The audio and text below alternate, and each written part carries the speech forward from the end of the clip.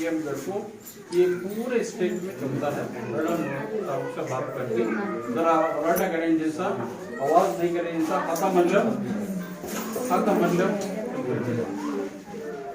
मन लेना बीच में नहीं बेटा बैठ सकेगा।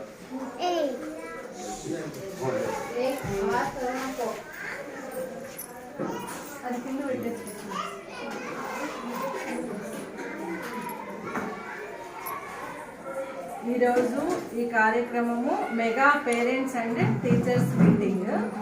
ఈ కార్యక్రమానికి నన్ను విచ్చేసిన ప్రిన్సిపల్ సార్ గారికి, మేడం గారికి కృతజ్ఞతలు తెలియజేస్తున్నాను. ఇక్కడికి విచ్చేసిన అతిథులకు, పేరెంట్స్కి, పిల్లలకి అందరికీ కూడా హృదయపూర్వక నమస్కారాలు తెలియజేస్తున్నాను. ముఖ్యంగా ఈరోజు మన ముఖ్యమంత్రి నారా చంద్రబాబు నాయుడు గారు, మన education minister and IT minister Lokesh గారు ఎంతో ప్రతిష్టాత్మకంగా ఈ మీటింగ్స్ ని మన రాష్ట్రం అంతా కూడా నిర్వహిస్తున్నారు. ఈ మీటింగ్ యొక్క ముఖ్య ఉద్దేశం ఏమి, మనమందరం ఇక్కడ ఎందుకు వచ్చినాము, సార్ ఎందుకు మనల్ని ఇంతగా పిలిచినారు అనేది మనము కొంచెము ఆలోచించాలమ్మా. ఎందుకు మనమందరం ఇక్కడ వచ్చి కూర్చున్నాము, ఉద్దేశం ఏమి, ఇక్కడ అందరూ కలయడానికి ఉద్దేశం ఏమి అంటే పేరెంట్స్ కూడా పిల్లల చదువులో భాగస్వాములు అవ్వాలి. స్కూల్స్లో మన పిల్లలు చదివే స్కూల్స్లో మనం కూడా భాగస్వామ్యం అవ్వాలి. ముఖ్యంగా పిల్లల చదువు గురించి ఈరోజు ఇక్కడ మీటింగ్ ఏర్పాటు చేయబడింది అనమాట. మన పిల్లలు ఎలా చదువుతున్నారు పోయి సార్ని అడుగుదాము అనేది మనకి ఉండాలన్నమాట. మన పిల్లలు ఏ సబ్జెక్ట్లో వీక్ ఉన్నారు, ఫలానా సబ్జెక్ట్లో కష్టం ఉందా మన పిల్లలకి, మేడమ్స్కి చెప్దాము ఈ సబ్జెక్ట్లో మా అబ్బాయి వీక్ ఉన్నాడు సార్, ఈ సబ్జెక్ట్లో మా అబ్బాయి వీక్ ఉంది మేడం అని టీచర్స్కి మీరంతా కూడా తెలియజేయడానికి ఇది సందర్భం అన్నమాట. మీ పిల్లలు ఎలా చదువుతున్నారు, ఇంట్లో పిల్లలు ఎలా బిహేవ్ చేస్తున్నారు, స్కూల్లో మా పిల్లలు సార్ ఎట్లా ఉన్నారు, ఇలాంటి విషయాలన్నీ కూడా డిస్కస్ చేయడానికి మా ఇది మీటింగ్ ఏర్పాటు చేయబడింది. ఎంతో ఖర్చుతో ఈ మీటింగ్ ఏర్పాటు చేశారు. ఈరోజు మీరందరూ కూడా ఇక్కడే భోంచేయాలి. పిల్లలందరికీ కూడా మీరు ప్రతి విషయము కూడా పిల్లలకి తెలియజేయాలి. మనము రోజంతా లైఫ్ అంతా కష్టపడేది మన పిల్లల కోసం కదా, కాబట్టి మనం కూడా కొంచెము మన పిల్లల కోసము టైం కేటాయించాలన్నమాట. స్కూల్కి పంపించినాము, స్కూల్ నుండి వచ్చినాడు వాళ్ళు చదువుకుంటున్నారులే అని కాకుండా స్కూల్ నుండి ఇంటికి వచ్చిన తర్వాత ఈరోజు స్కూల్లో ఏం చదివినారు, పిల్లలతో ఎలా ఉన్నావు, పిల్లలతో ఏమైనా గొడవ పడినారా, ఇలాంటి విషయాలు మనము ప్రేమగా అడిగి కనుక్కోవాలన్నమాట. పిల్లల్ని గదురుకోవడము, కొట్టడము ఇలాంటి పనులు చేయడం వలన ఎటువంటి ప్రయోజనము లేదు. మనకి ఎన్నో టెన్షన్స్ ఉంటాయి, మన ఆవేశం అంతా పిల్లల మీద చూపించకూడదు. అర్థమైందమ్మా? పిల్లలు ఉండేది మన దగ్గర కొంతసేపే, డే అంతా స్కూల్లోనే ఉంటారు కదా, ఆ కొంతసేపులో ఒక 2 hours అన్న మనము పిల్లలతో స్పెండ్ చేయాలన్నమాట. ఈరోజు స్కూల్లో ఏం జరిగింది, ఏదైనా నీకు కష్టం అనిపించిందా, చిన్నపిల్లలే కదా వాళ్ళకి ఏముంది ఏబిసిడీలు వర్డ్సే కదా అని అనుకోదండి. ఇప్పుడు బేసిక్ బాగా పడితేనే మీరు హై స్కూల్లో పిల్లలు బాగా చదువుతారు. ఈ విషయము పేరెంట్స్, ముఖ్యంగా మదర్స్, ఎందుకంటే మనం మదర్స్ పిల్లలతో ఎక్కువ కనెక్టివిటీగా ఉంటాం కదా, ఫాదర్స్ అంత కనెక్టివిటీగా ఉండరు. మనం ప్రతిదీ పిల్లల్ని అబ్జర్వ్ చేస్తూ ఉంటాము. కాబట్టి ఇప్పుడు బేసిక్ బాగా మీరు వేస్తే పిల్లలకి పెద్ద అయినాక మీరు చదివించే అవసరం ఉండదు, వాళ్ళే చదువుకొనేస్తారు. ఇప్పుడు పిల్లలకి బేసిక్ వేయలేదనుకో క్లాసులు పోతాయి అంతే, నాలెడ్జ్ రాదు. క్లాసులు ఏం పెరుగుతూ ఉంటాయి, పిల్లలకి ఏం నాలెడ్జ్ ఉండదు. ఆ రోజు మ్యాథ్స్ ప్రాబ్లమ్ అర్థం కాదు, ఇంగ్లీష్ క్వశ్చన్ అర్థం కాదు, సోషల్ అర్థం కాదు, సైన్స్ అర్థం కాదు అనమాట. ఇప్పుడు బేసిక్ ఉంటేనే పిల్లలకి నెక్స్ట్ క్లాసుల్లో వచ్చే చదువు అర్థమవుతుంది. కాబట్టి ఈ బేసిక్స్ అనేవి మీరు బాగా పిల్లలకి నేర్పించినారంటే పెద్ద అయినాక వాళ్ళే చదువుకుంటారు, మీరు చెప్పే అవసరమే లేదు. ఈ విషయం ప్రతి పేరెంట్, ప్రతి మదర్ కూడా బాగా గుర్తుంచుకోవాలమ్మా. పిల్లల చదువుతో పాటు ఇంకా పిల్లలకి ఏమవసరమో ముఖ్యంగా స్పోర్ట్స్, ఆరోగ్యం, ఇవి కూడా చాలా ముఖ్యం. మన పిల్లల హెల్త్ ఎలా ఉంది అనేది కూడా మనము అబ్జర్వ్ చేయాలమ్మా. అర్థమైందా? పిల్లల హెల్త్ అంటే ఇప్పుడు చలికాలం కాబట్టి పిల్లలకి వేడి నీళ్ళు ఇవ్వడము తాగడానికి. వాళ్ళు తాగరు, మనం దగ్గర కూర్చోబెట్టుకొని తాపల్లా. పిల్లల్లో వాటర్ స్కేర్సిటీ చాలా ఉంటుంది, మా పిల్లలు నీళ్ళే తాగరు అనమాట, డ్రై స్కిన్ వచ్చేస్తూ ఉంటుంది. కాబట్టి పిల్లలు నీళ్ళు తాగుతున్నారా లేదా, పిల్లలు ఫుడ్ సరిగ్గా తింటున్నారా లేదా అనేది కూడా మీరు అబ్జర్వ్ చేయాలి. ప్రతి ఒక్కటి మనం పిల్లల్ని అబ్జర్వ్ చేస్తా ఉంటేనే మనం వాళ్ళని ఉన్నత స్థితికి తీసుకెళ్ళగలుగుతాం అన్నమాట. ఈ చలికాలం కాబట్టి పొద్దున్న లేస్తానే 2 గ్లాసులు కంపల్సరీగా వేడి నీళ్ళు పిల్లలకి తాపండి. అర్థమైందమ్మా? స్నానం చిన్నపిల్లలు కాబట్టి స్నానం 2 పూట్ల మనమే చేయించాల. పెద్ద పిల్లలు అయితే వాళ్ళు చెప్తే చేస్తారు, ఈ పిల్లలు చేస్తారులే మమ్మీ పొద్దున్నే అనేస్తారనమాట. ఎక్కడంటే అక్కడ ముట్టుకుంటారు మట్టి. కాబట్టి వాళ్ళ చేతులు అన్ని క్లీన్ గా ఉండాలంటే పిల్లలకి సాయంకాలం వస్తానే స్నానం చేపించేసి బట్టలు మార్చేసి వాళ్ళకి ఏదైనా టిఫిన్ కానీ వాటర్ తాపేసి మనము కొంచెంసేపు పిల్లలతో టైం స్పెండ్ చేయాలా. అర్థమైందమ్మా? ఇలా టైం స్పెండ్ చేయడం వల్ల వాళ్ళు చదువులో కొంచెం ముందుకెళ్తారు. మీరు ముఖ్యంగా పిల్లల్ని ఆబ్సెంట్ చేయలేదండమ్మా. ఈ రోజు ఆబ్సెంట్ రేపు పోతుందిలే, ఏం జరుగుతుందంటే ఈ రోజు చెప్పిండేది రేపు మీ పిల్లలకి అర్థం కాదు, వాళ్ళు మీతో చెప్పరు. ఎందుకంటే వాళ్ళ పిల్లలు ఆడుకోవాలా, టీవీ చూద్దామా అనే ఉంటుంది పిల్లలు, ఎవరి పిల్లలకైనా. కాబట్టి పిల్లల్ని స్కూల్కి ఆబ్సెంట్ కాకుండా పంపించండి. హెల్త్ బాగాలేకుంటే తప్ప మిగతా సందర్భాల్లో పిల్లల్ని స్కూల్కి పంపించకుండా ఉండద్దండి. అర్థమైందమ్మా? రేపు పోతానులే అని ఇంట్లో పిల్లలు అంటా ఉంటారు, స్కూల్కి కంపల్సరీ పంపించండి. కనెక్టివిటీ వెళ్ళిపోతుంది అనమాట. ఈరోజు చెప్పింది రేపు రాలేదనుకో మళ్ళీ మర్నాడు వస్తే పిల్లలకి అర్థం కాదు, సబ్జెక్ట్స్ ముందుకు వెళ్ళిపోతూ ఉంటాయి. చిన్నపిల్లలైనా చాలా చాలా సబ్జెక్ట్ ఉందమ్మా వీళ్ళకి. వీళ్ళు బుక్స్ తీసి మీరు ఒకసారి చూడండి.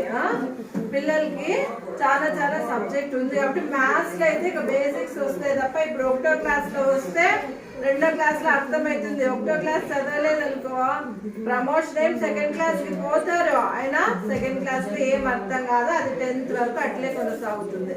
మనం ఏమనుకుంటాము, మా పిల్లోడు మ్యాథ్స్ లో డల్లు, సోషల్ లో డల్లు, సైన్స్ లో డల్లు ఇట్లా అనుకుంటాము.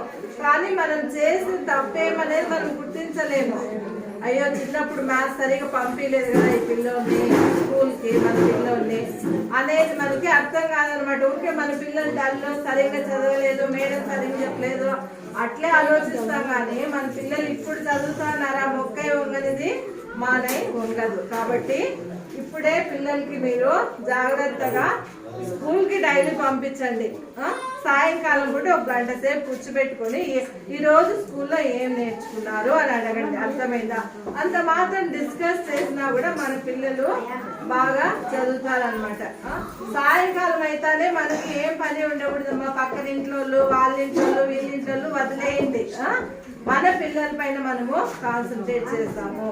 మన పిల్లల కోసం గవర్నమెంట్ ఎంత ఖర్చు పెడతాంది, బుక్స్ ఇస్తాంది, షూ ఇస్తాంది, భోజనం కూడా ఇస్తాంది, పెడతా అంటే మనం ఏం చేస్తున్నాము అనేది మనము ఆలోచించుకోవాలా. గవర్నమెంట్ మన పిల్లల కోసం ఎంత ఖర్చు పెడతాను కదా, మనం మన పిల్లల కోసం ఏం చేస్తున్నాం అనేది పేరెంట్స్ బాగా ఆలోచించుకో. ఎందుకంటే ప్రతి విద్యార్థి పైకి రావాలమ్మా. ఎవరో కొంతమంది ఉద్యోగాలు చేయాలని కాదు, ప్రతి విద్యార్థి బాగా చదువుకోవాలా, ప్రతి విద్యార్థికి ఉద్యోగాలు కావాలా, మీ కుటుంబాలంతా బాగుండాలి కదా. ఇంకా ముఖ్యంగా మా ఆడపిల్లల విషయాలు, మగపిల్లల విషయాలు వస్తే మగపిల్లల్ని అంగడికి సిగరెట్ తీసుకురావడానికి, బీడీలు తీసుకురావడానికి ఇలాంటి వాటికి పంపించద్దండి. అర్థమైందమ్మా? అలాంటి వాటికి పంపించి వాటికి అవే అలవాటు అయిపోతాయి మగపిల్లలకి. మరి మొబైల్స్ ఇవ్వద్దండి. ఆ మొబైల్స్ లో గేమ్లు ఆడతాము అని చెప్తా అంటారు. మొబైల్స్ ఇవ్వద్దండి పిల్లలకి. ఏదన్నా కానీ బుక్ తీసి కొంతసేపు చదువుకోండి, నిద్రపోమనండి, ఆడుకోమనండి. స్పోర్ట్స్ కూడా పిల్లలకి చాలా చాలా అవసరము. స్పోర్ట్స్ ఆడడం వలన పిల్లల్లో కాన్ఫిడెన్స్ లెవెల్స్ పెరుగుతాయి అన్నమాట. ఆడపిల్లలు అయితే ఒంటరిగా ఎక్కడ పంపించద్దండి మా, వాళ్ళంట వీళ్ళంట పంపించద్దండి. అర్థమైందమ్మా? ఆడపిల్లలకి ఇంకా బాల్య వివాహాలు చేస్తూ ఉంటారు కొంతమంది. కొంచెం ఇంకా 6th క్లాస్ 7th క్లాస్ అయిపోతేనే పెళ్లిళ్ళు చేసేస్తారు. ఇంకా పక్కన ఇళ్ళలో ఎవరైనా అట్లా చేస్తా అంటే కూడా చేయకూడదు అని చెప్పండి అమ్మా. బాల్య వివాహాలు నేరము, అందరికీ తెలుసు కదమ్మా. పిల్లల్ని చిన్నప్పుడు కూడా పనికి పంపించకూడదుమా. చదువుకోవడం వాళ్ళ హక్కు. గవర్నమెంట్ స్కూల్స్ పెట్టి గవర్నమెంట్ ఇంత ఖర్చు పెడతా ఉండేది. పిల్లలందరూ బాగా చదువుకొని వాళ్ళు ఉద్యోగాలు చేస్తే కుటుంబాల్లో పేదరికం ఉండకూడదు. పేదరిక నిర్మూలన కోసం మన ముఖ్యమంత్రి చంద్రబాబు నాయుడు గారు చాలా చాలా కృషి చేస్తున్నారు. పేదరికం ఎలా పోతుంది? పిల్లలు బాగా చదువుకొని ఉద్యోగాలు చేస్తే కదా పేదరికం పోయేది. కాబట్టి మన పిల్లల్ని ఇప్పటి నుండి ఎల్కేజీ ఏముందిలే, యూకేజీ ఏముందిలే, 1వ క్లాసే కదా 2వ క్లాసే కదా అని ఆలోచించద్దండి. ఎల్కేజీ యూకేజీ ఫస్ట్ స్టాండర్డ్ బాగా చదివితేనే మీ పిల్లలు రేపొద్దున బాగా చదువుతారు.